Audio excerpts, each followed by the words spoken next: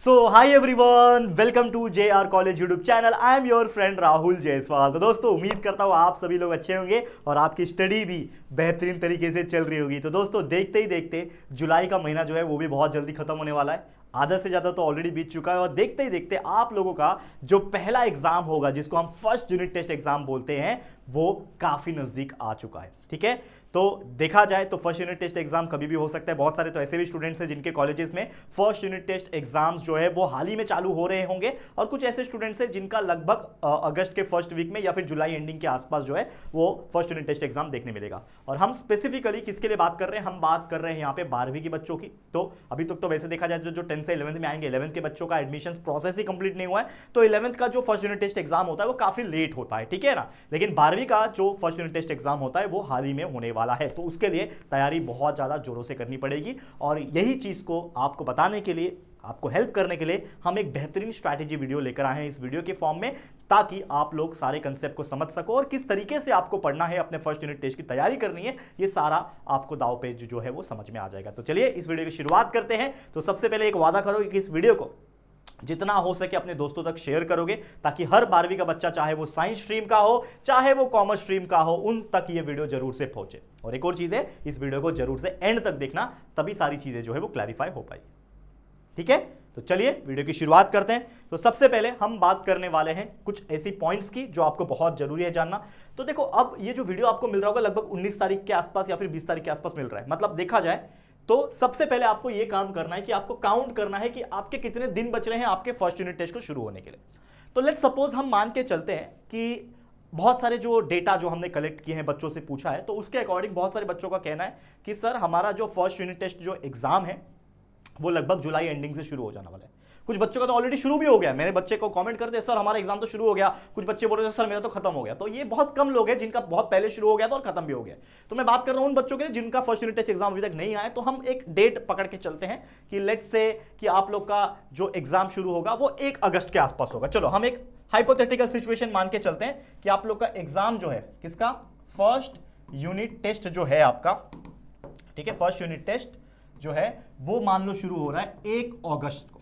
ठीक है, अब 1 अगस्त को शुरू हो रहा है, इसका मतलब कितना दिन बचे हैं हमारे पास? तो आज समझ लो 19 तारीख को वीडियो आपको मिल रहा है, तो 20, 21, 22, 23, 24, 25, 26, 27, 28, 29, 30, 31, मतलब कहीं ना कहीं हमारे पास ओनली 12 डेज बचे हैं।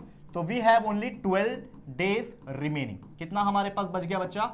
सिर्फ 12 दिन बचे हुए हैं। और यही 12 दिन में जो भी आपने पहले से पढ़ रखा है उसको रिवाइज भी करना है, और जो चीज आपने नहीं पढ़ा है वो आपको पढ़ना है। लेकिन उसके पहले ये चीज तो जानना जरूरी है कि भाई आपके फर्स्ट यूनिट टेस्ट एग्जाम में कितने चैप्टर्स आने वाले हैं, आपका सिलेबस क्या है। देखो, अल्टीमेट टारगेट हमारा बोर्ड है जो कि फरवरी के महीने में होने वाला है, और उसके लिए full year detail strategy video already मैंने इस चैनल पे अपलोड कर दिया है। लगभग आज से 8-10 दिन पहले एक वीडियो गया था, तो आप वीडियो सेक्शन में जाके स्क्रॉल करके देख लेना। वो वीडियो आपको बहुत हेल्प करेगा फुल ईयर प्रिपरेशन के लिए। लेकिन हम अभी फिलहाल में इस वीडियो में किसकी बात कर रहे हैं? हम बात कर रहे हैं हमारे फर्स्ट यूनिट टेस्ट की। तो उसको भी बहुत ज्यादा ध्यान से समझना पड़ेगा। तो आपको पहले ये चीज जानना पड़ेगा कि आपका जो भाई फर्स्ट यूनिट टेस्ट है इसका सिलेबस क्या है। तो पहले ये मान लेते हैं कि हमारे पास स्ट्रीम कौन कौन से हैं? 2 स्ट्रीम है, एक है हमारे साइंस स्ट्रीम और एक है हमारे कॉमर्स स्ट्रीम के बच्चे। अभी फिलहाल में हमने आर्ट्स को चालू नहीं किया है, लेकिन बहुत जल्दी हमने सोचा हुआ है कि आर्ट्स के लिए भी कुछ कंटेंट डालना शुरू करेंगे। लेकिन मेनली हम पिछले 2 साल से मेहनत साइंस एंड कॉमर्स स्ट्रीम के लिए कर रहे हैं। तो अगर हम देखा जाए तो साइंस स्ट्रीम में जो सबसे इंपॉर्टेंट सब्जेक्ट्स होते हैं, इसको अगर हम हाईलाइट करते हैं फटाफट से, 1 सेकंड दे दो मुझे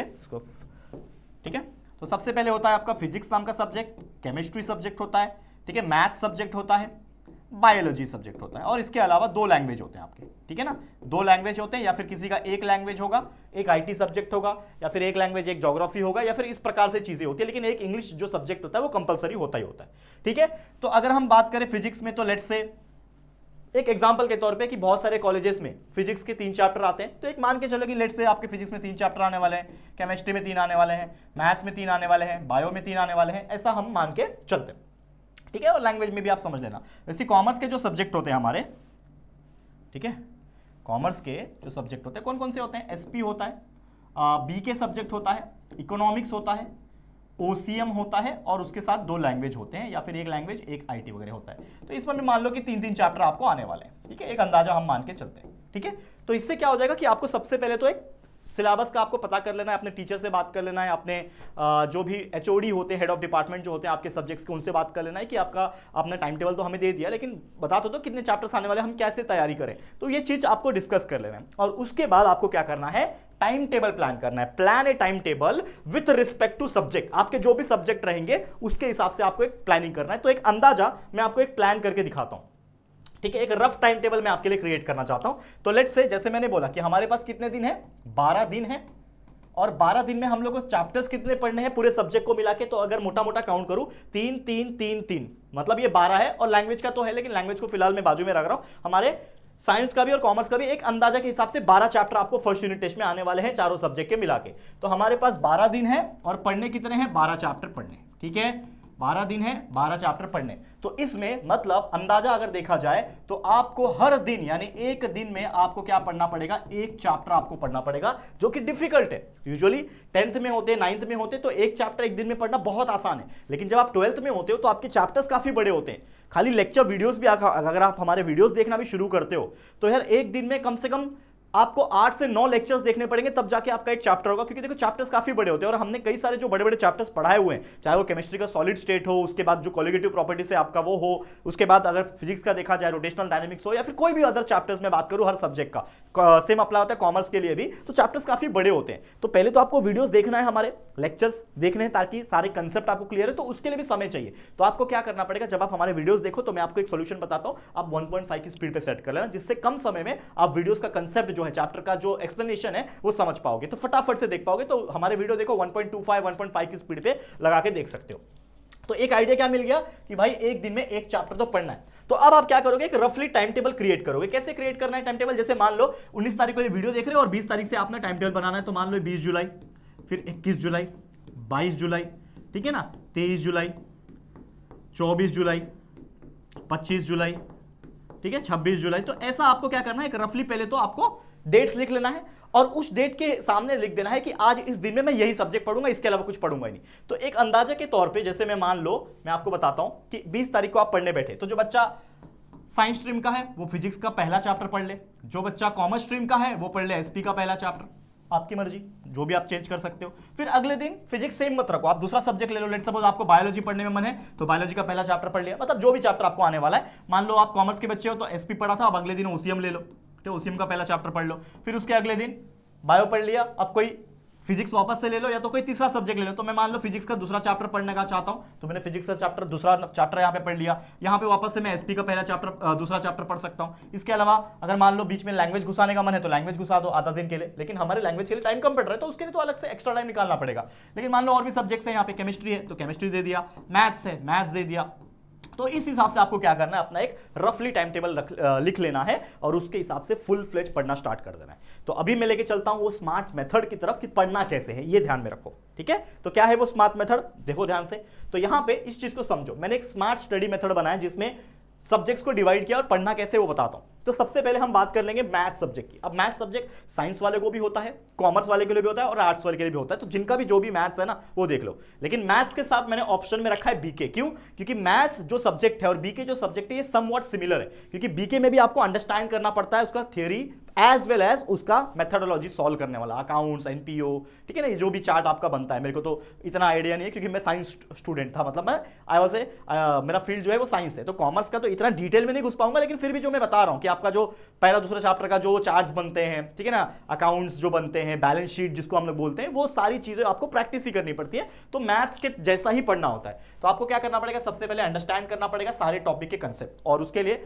आप चाहे तो हमारा आप लेक्चर वीडियोस देख सकते हो। हमने पूरे के पूरे 12वीं की अगर मैं बात करूं तो फिजिक्स, केमिस्ट्री, मैथ्स, बायोलॉजी सब कुछ पढ़ा रखा है। वैसे केमिस्ट्री लेट चालू हुआ तो केमिस्ट्री के कुछ चैप्टर्स अभी अपलोड हो भी रहे हैं, बहुत सारे चैप्टर्स बने रिसेंट में, तो वो अपलोड हो रहे हैं साइमल्टेनियसली, और आपके जो सिलेबस है उसके अकॉर्डिंग चल रहे हैं हम लोग, कोई दिक्कत की बात नहीं है। फिजिक्स का ऑलमोस्ट 90% चीजें कंप्लीट है, जो नहीं है वो आपको मिल जाएगा। बाकी मैथ्स और बायोलॉजी तो 100% कंप्लीट है, तो सारे चैप्टर्स के सारे वीडियोस आपको मिलेंगे। इसके अलावा कॉमर्स के तो चारों subject SP, BK, OCM, economics, सारे सब्जेक्ट के आपको वीडियोस आपको मिलेंगे। 100% सिलेबस हमने पढ़ा रखा है, वीडियोस अपलोड करके रखा हुआ है। हाँ, जो बच्चा कॉमर्स का मैथ्स वाला है उसके वीडियोस तो अपलोड हो रहे हैं कंटिन्यूअसली। मैथमेटिकल लॉजिक जो पहला चैप्टर है वो अपलोड हो चुके हैं, ठीक है ना, पार्ट 2 का जो पहला चैप्टर है वो अपलोड हो चुका है पार्ट 1 का। तो ये सारी चीजें जो है आपको देखने मिल रही है, ठीक है। अब मैथ्स में पहले तो टॉपिक का कंसेप्ट क्लियर करोगे, हर टॉपिक को समझो, सर ने कैसा पढ़ाया, मेरे वीडियोस देखो, सारे कंसेप्ट क्लियर हो गए। कंसेप्ट एक बार क्लियर हो जाएगा तो लगभग 5 से 10 एग्जांपल, ये तो मैं मिनिमम बोल रहा हूं, आप 10 से 20 कर सकते हो हर दिन का, क्योंकि एक ही दिन तो समय मिलेगा ना एक सब्जेक्ट एक चैप्टर के लिए।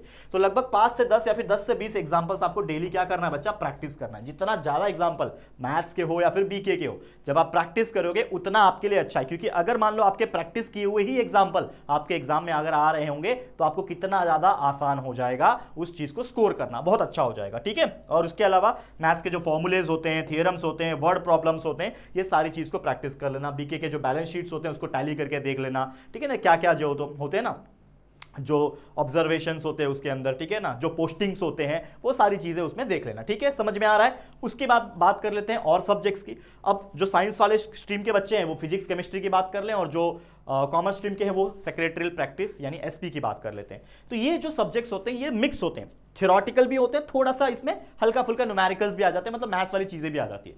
तो पहले तो आपके सारे कंसेप्ट आपको क्लियर होने चाहिए कि भाई फिजिक्स का पहला चैप्टर रोटेशनल डायनामिक है क्या, पैरेलल एक्सिस थ्योरम क्या होता है, परपेंडिकुलर एक्सिस थ्योरम क्या होता है, एसपी में भी सेम वही चीज, डिबेंचर्स क्या होते हैं, ये सब ही है ना। देखो मैं साइंस वाला हूं लेकिन फिर भी कॉमर्स का थोड़ा जानकारी रखता हूं, इसीलिए मैं आपको बता रहा हूं। शेयर्स क्या होता है, डिबेंचर्स क्या होता है, यही सब है ना उसमें, ठीक है। तो ये चीजें समझनी पड़ेगी। तो आप हमारे वीडियोस देख के सारे कंसेप्ट पहले क्लियर करना स्टार्ट करो, और 1.5 की स्पीड पे वीडियो देखना यार, फास्ट होगा। और अपने दोस्तों को भी रिकमेंड करना कि ये स्पीड पे देख भाई, तेरा जल्दी समझ के हो जाएगा और फिर तेरे को टाइम मिलेगा ताकि जो क्वेश्चन आंसर है उसको याद कर सके। तो ये समझने के बाद सारे के सारे इंपॉर्टेंट डेफिनेशंस पढ़ना है, शॉर्ट नोट्स पढ़ना है, गिव रीजंस पढ़ना है, डिस्टिंग्विश बिटवीन होते हैं खासकर एसपी में, वो सब पढ़ने हैं, ठीक है। क्वेश्चन आंसर्स याद करना है। फिजिक्स एंड केमिस्ट्री में क्या होते हैं, ऑब्जेक्टिव्स होते हैं, न्यूमेरिकल्स होते हैं, ये सारी चीजें समझनी पड़ेगी। और खासकर प्रैक्टिस करना है आपको डेरिवेशंस और न्यूमेरिकल्स, जो मैं फिजिक्स और केमिस्ट्री के बच्चे हैं उनको पता होगा कि भाई कितना इंपॉर्टेंट होता है फिजिक्स के डेरिवेशंस और न्यूमेरिकल्स को करना। तो ये सारी चीजें आपको बहुत अच्छी से प्रैक्टिस करनी है। इसके अलावा तीसरा जो सब्जेक्ट कैटेगरी जो हमने डिवाइड किया हुआ है वो है biology subject, total theoretical, total रट्टा वाला, लेकिन समझ के रट्टा वाला।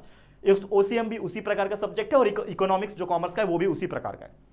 पढ़ना कैसे, तो सबसे पहले आप क्या करोगे, एक स्टोरी लाइन बिल्डअप करोगे। जैसे पहला chapter reproduction in lower and higher plants, ठीक है, फिर लोअर एंड हायर एनिमल्स, ये सब चैप्टर्स है। इसको समझो कि भाई चैप्टर्स का टाइमलाइन कैसे जा रहा है, ये जो स्टोरी लाइन है वो स्टोरी क्या बिल्ड हो रही है। तो यार हमने देखो सब चैप्टर्स पढ़ाया हुआ है, तो ये टॉपिक है, अच्छा reproduction in lower and higher plants, ये प्लांट्स में ऐसा होता है, ये प्लांट्स में, ये एनिमल्स में ऐसा होता है। तो एक स्टोरी लाइन बिल्डअप करो, और वो स्टोरी लाइन बिल्डअप करने के बाद उसका डिटेल कंसेप्ट आपको समझ के रखना पड़ेगा, जो कि हमने ऑलरेडी वीडियोस के फॉर्म में दिया हुआ है। तो वीडियोस देख के सारी चीजें क्लियर कर लो, और एक बार वो हो गया तो एकदम आंख बंद करके, मतलब समझ तो आ गया, हर एक चैप्टर्स का मीनिंग समझ में आ गया। मान लो 3 चैप्टर थे, 3 चैप्टर को आपने समझ लिया, एक एक करके करना, एक चैप्टर समझा, अब उस चैप्टर का फटाफट से रट्टा मारना शुरू करो। क्या करोगे, प्रॉपर तरीके से लर्न करना चालू करोगे, क्वेश्चन आंसर्स जिसके अंदर सारी चीजें कवर होगी, चाहे वो लॉन्ग हो, शॉर्ट हो, ऑब्जेक्टिव्स हो, गिव रीजंस हो, डिस्टिंग्विश हो, ये सारी चीजें आपको करनी पड़ेगी। और खासकर बायोलॉजी में डायग्राम्स होंगे, फ्लो चार्ट्स होंगे, उसको प्रैक्टिस करके लेना है, ठीक है। माइंड में आप प्रॉपर तरीके से तैयार करना है, उसका फ्लो चार्ट फॉर्म में प्रैक्टिस कर लेना है, और जितना हो सके रिवाइज भी करना है, क्योंकि ये रट्टा मारने वाले सब्जेक्ट्स को बार बार पढ़ना पड़ता है, नहीं तो भूल जाते हैं। तो फ्रीक्वेंट ड्यूरेशन में आज पढ़ा, 2 दिन बाद फिर से उसको एक बार 1 घंटे के लिए रिवाइज कर लिया, तो इस तरीके से माइंड में ज्यादा दिन तक वो स्टोर रह जाएगा। और एक्सरसाइज के जो क्वेश्चन होते हैं सबसे ज्यादा फोकस उस पर ही करना, खासकर ये जो थ्योरेटिकल सब्जेक्ट्स होते हैं इनमें एक्सरसाइज के क्वेश्चन पूछने के चांसेस ज्यादा होते हैं, ये कर लेना।